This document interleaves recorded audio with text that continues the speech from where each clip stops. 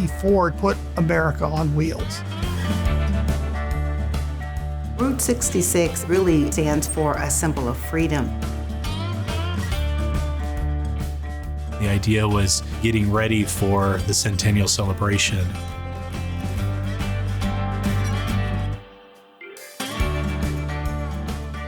It's a celebration of the community. I wasn't going to sit back and let something like this go without putting 100% of my effort into it.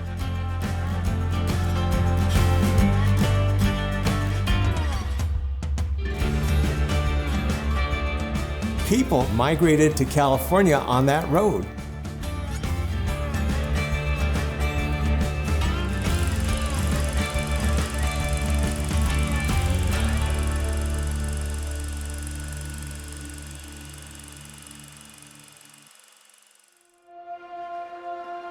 Route 66 has been around nearly 100 years, and in 2026, Monrovia will be celebrating its 100th anniversary.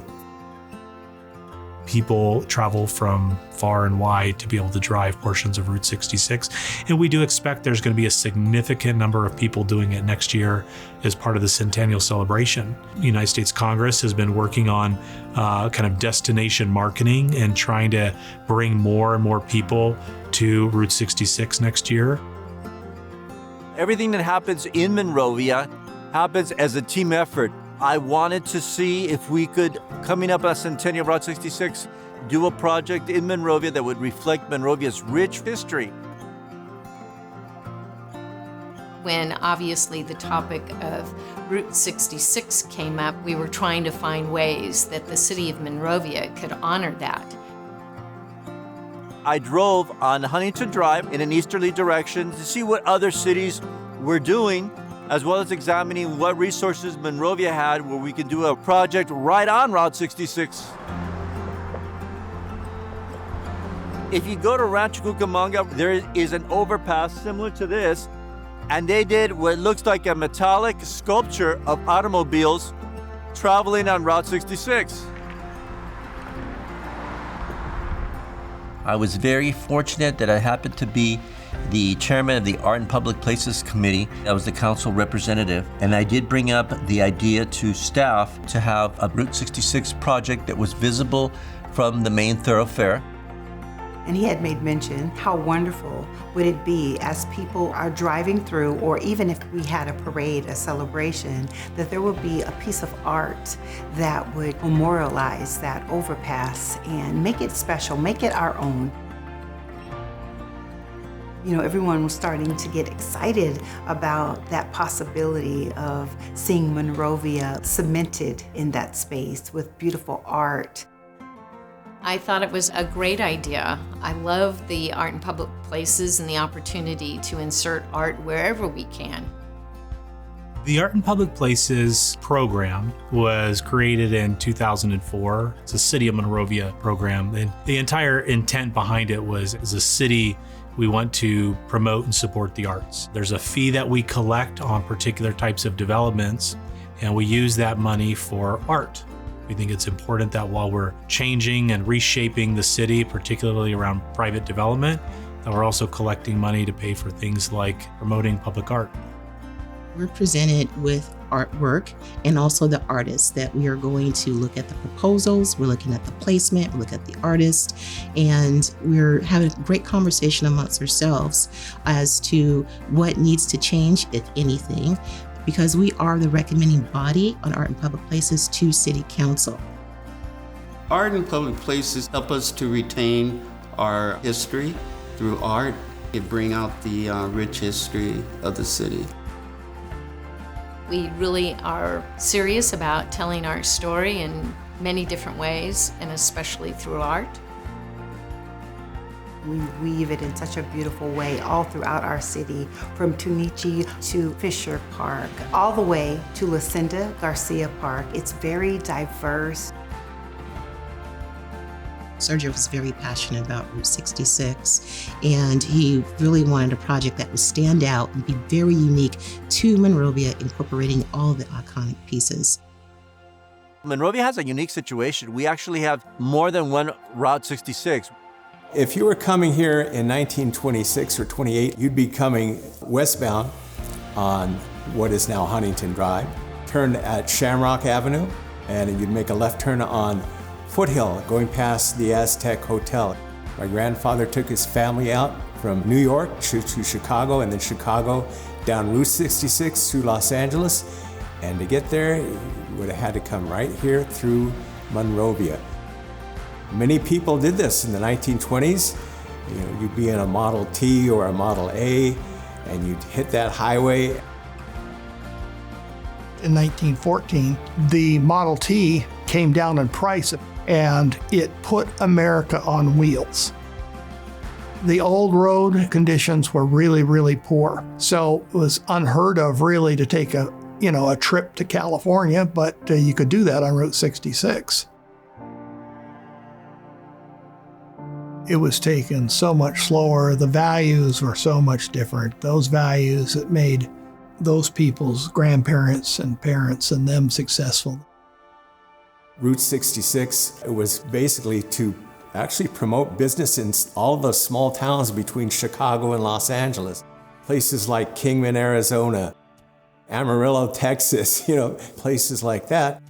The way it connected communities, the way it created such freedom for people to be able to travel and be able to visit family, be able to start businesses. It took on more significance in the 1930s when we had the Great Depression. People from Oklahoma and Arkansas, Texas, and places like that had become refugees from the Dust Bowl.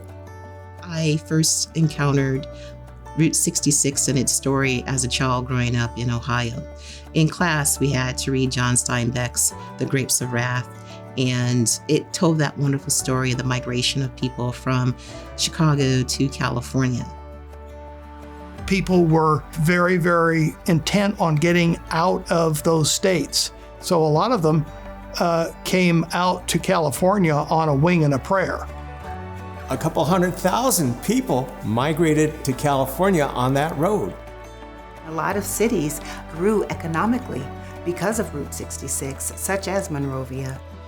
Since we were on the route, people traveling on that road would stop and buy goods and services here. So it was good for our businesses.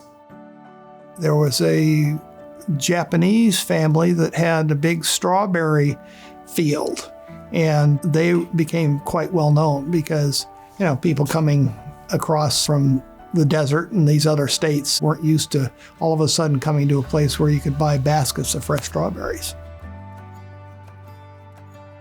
However, in 1933, it got changed. Wanting to get some business for its business district, Arcadia actually lobbied for it to be relocated to fully on Huntington Drive. Foothill took it out of the way, so there were some petitions made, and the government decided to change that to Huntington Drive. So you take Huntington Drive into Pasadena via Colorado Boulevard. There's also other elements of Monrovia's iconic Route 66 history which we wanted to include, and that included the Aztec Hotel, a nationally recognized historic structure on Route 66 on Foothill, the Flying A gas station on Shamrock, of course, the M, which is visible throughout Monrovia in the San Gabriel Valley that denotes Monrovia's Wildcats at our high school. And of course, we couldn't have a mural about Monrovia without having bears in it. When we go through the process of selecting an artist, we put together a nice application packet and we solicit feedback and ideas from different artists. We're not really dictating what the artist has to do. We're really trying to see which artist best captures our community and what best captures what the essence of this project is. We really weren't sure if it was going to be a mural or maybe something designed off-site, but then bracketed or mounted to the crosswalk. But what we saw with all the artists submitting responses was that a mural was going to be the best option. It would be less intrusive to the overpass. Rather than having to drill or attach something, we would paint a mural on it instead. It was obviously something that we had to find the right person, the right mural, and It's obviously very tricky to paint on a bridge. So I was very excited about the possibilities. We looked for an artist that would capture the feel of Monrovia's landmarks. We looked for an artist that could bring to life that historic Route 66 feel. There was a lot of competition. We had quite a few really impressive artists. The artist chosen for this project is a Monrovian named Ryan Birch.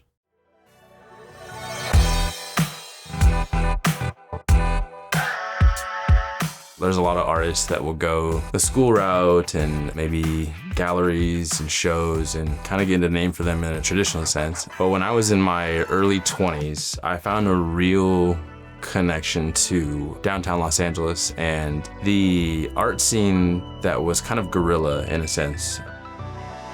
I started to essentially become very enthralled in the scene to where I would eventually get to putting up artwork out in downtown LA and putting it up in a way that, you might see something in downtown LA and then you might see something in Venice Beach and then you might see something down in San Pedro and then in the arts district.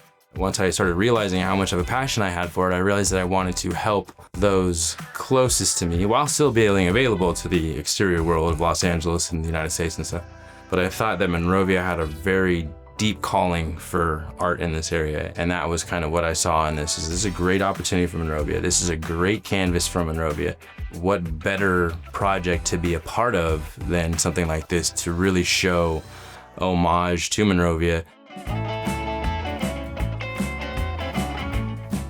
I think everybody who's a classic car owner probably wants to drive that car on Route 66. The experience of doing so, freedom and the American dream and the open road and being able to go wherever it is you want to go and take on whatever challenge you want to take on. It kind of represents something to so many people, even beyond the United States of America. Back in the early 60s, during the summer, we used to take Route 66 back to Mississippi. My dad used to let me drive even when I was a kid, so that's what got me interested in the road. I actually lived in Chicago my high school years, and we have driven Route 66 from Chicago, believe it or not, and we drove all the way here, and it was just a wonderful experience. People would come to California and they'd show off to their relatives back east. Here we are, and they'd be standing in front of a palm tree. You can't do that in Ohio, right? So it was a big deal to come to Southern California. Once the baby boom is happening, it becomes part of popular culture. Get your kicks on Route 66. That was a big song back in the day. So it was part of the American ethos, this Mother Road, where people came out from Chicago and you could have lots of interesting fun on this road with lots of kitschy things to do. Maybe it was a drive-in movie theater, maybe it was a drive-in restaurant, proto-McDonald's that we had here in Monrovia. There were all kinds of restaurants and hotels. There was a big Indian tourist trap just as you left Monrovia on Huntington, and I think it was called the Wigwam. If you move on a little bit ahead, in World War II, there are many bases that are being built out here, and men and material are being moved on Route 66. After the war, all of those soldiers that had been here moved their families to Southern California, and we had a population explosion.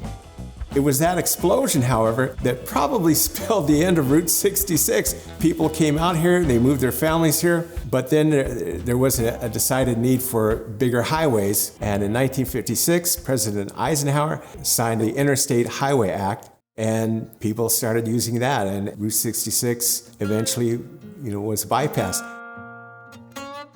Once the interstates opened, it killed Route 66. You don't realize that here in Monrovia, but all through Route 66, through Oklahoma, Texas, New Mexico, and Arizona, there are places that are just almost absolute ghost towns.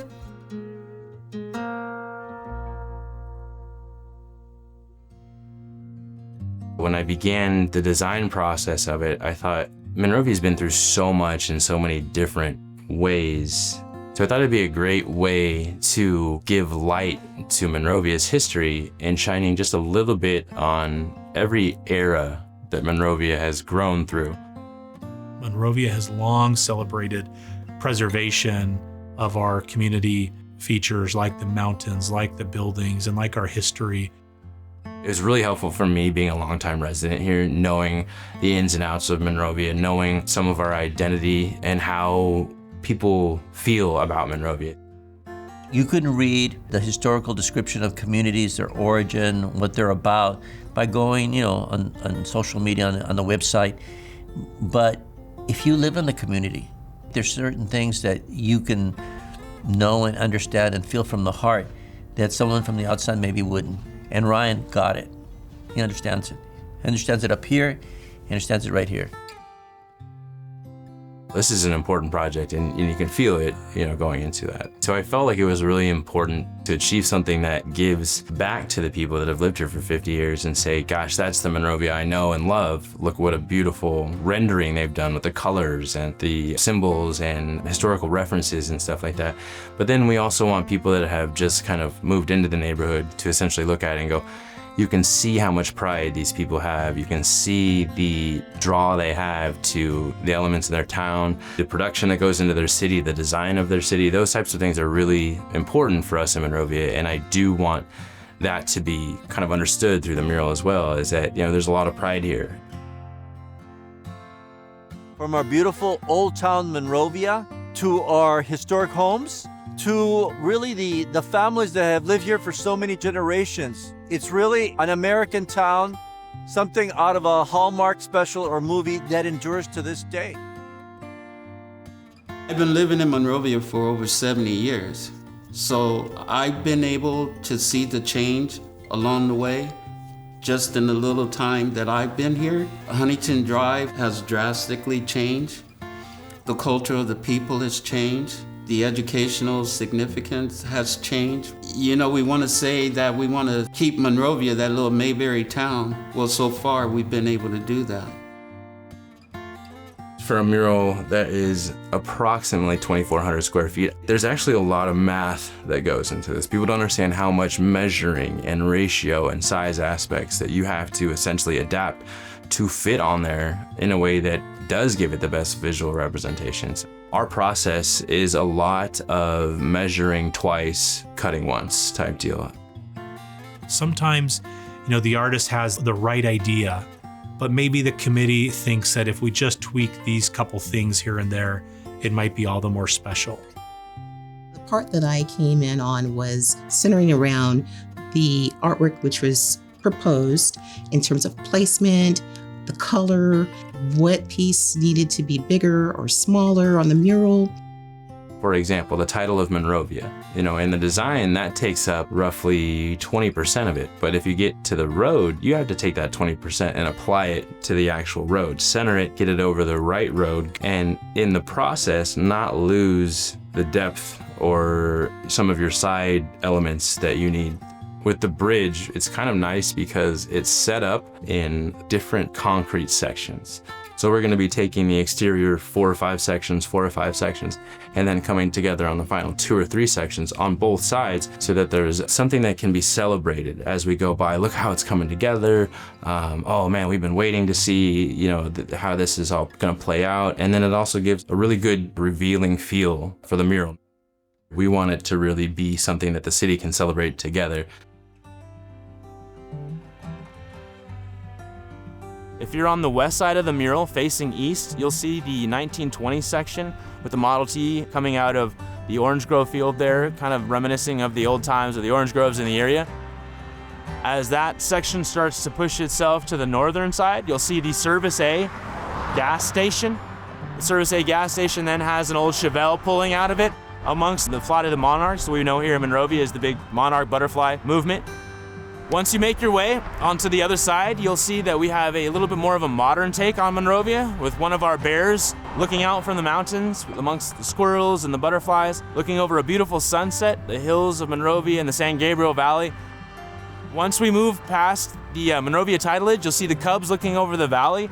the modern take on Monrovia High School and the Aztec Hotel, which basically stamps off the whole project, moving from the 1920s, kind of a 1950s zone, maybe a 70s kind of vibe, to a modern era. 4 different eras of Route 66 and just a narrative that can be celebrated hopefully for a really long time.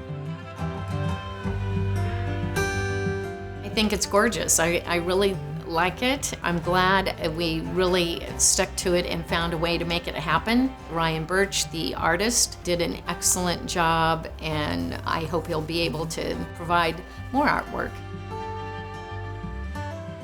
It's not just a symbol of art, but it's a reminder of our history, of our future, and speaks of who we are as a community. I'm very pleased with art. Everything that I wanted is within it. The high school, the Aztec Hotel, the old gas station. Whether you're traveling east or west, you're gonna see a part of Monrovia history. For someone that's lived their whole life here, it's a celebration of the community. It's not just Route 66, it's a celebration of Monrovia. It's who we are. The historic identity of Monrovia is one of the most important distinctive elements that distinguishes it from other communities. We're celebrating that with this wonderful mural.